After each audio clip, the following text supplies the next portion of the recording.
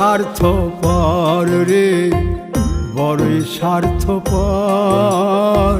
বুকের মাঝে জায়গা দিলে যতন কইরা ভাঙ্গে রে অন্তর। মানুষ বড়ই স্বার্থপর রে, বড়ই স্বার্থপর। বুকের মাঝে জায়গা দিলে যতন কইরা ভাঙ্গে রে অন্তর।